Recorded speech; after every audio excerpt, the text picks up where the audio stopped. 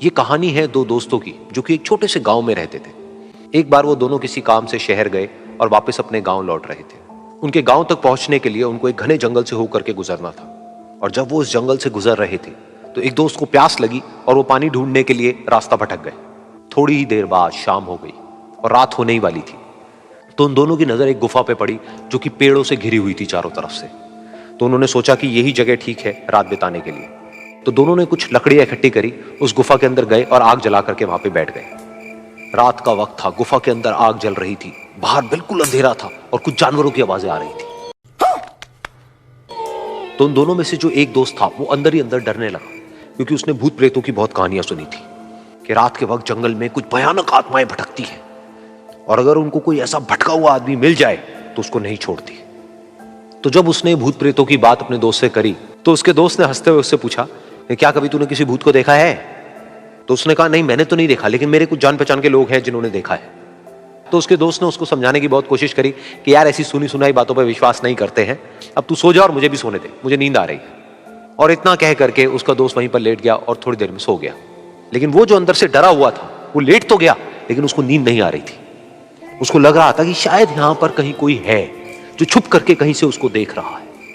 उस आग की वजह से कुछ परछाइयां बन रही थी वहां पर पत्थरों पर, तो उन परछाइयों को देख करके भी वो डर रहा था।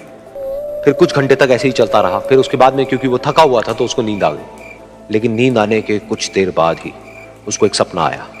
सपने में उसको एक बहुत ही भयानक परछाई उसकी तरफ बढ़ती हुई नजर आई। अब जैसे जैसे वो अंदर से डरता चला जा रहा था, वो परछाई उसके और पास आती चली जा रही थी और बड़ी होती चली जा रही थी। और उस परछाई में एक हाथ उसको नजर आया जिसके बड़े बड़े नाखून थे, और वो हाथ उसकी तरफ बढ़ता चला गया और उसके गले तक पहुंचने ही वाला था कि तभी वो डर करके एकदम से उठा।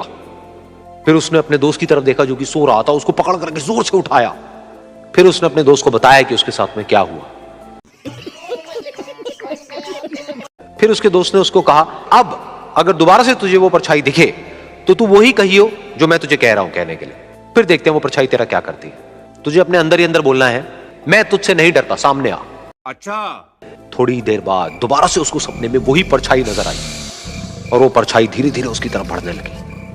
लेकिन इस बार वो उस परछाई से डरा नहीं, बल्कि अपनी पूरी हिम्मत जुटा करके उसने वही कहा, मैं तुझसे नहीं डरता, सामने आ। मजा आया।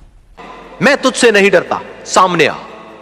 जैसे जैसे वो ये बोलने लगा वो परछाई छोटी होने लगी और उससे दूर होने लगी। वो बोलता रहा, वो परछाई छोटी होती रही और धीरे धीरे वो परछाई दिखनी बंद हो गई। बिल्कुल ऐसा ही हमारी जिंदगी में भी होता है। हमारे अंदर जितने भी डर हैं, उससे हम जितना डरते हैं हम उतना ही छोटे होते चले जाते हैं और वो डर उतने ही बड़े होते चले जाते हैं। लेकिन अगर हम अपने अंदर के डरों से नहीं डरते हैं और उसका सामना करते हैं तो दुनिया का ऐसा कोई भी डर नहीं है जो कि हमें डरा पाए।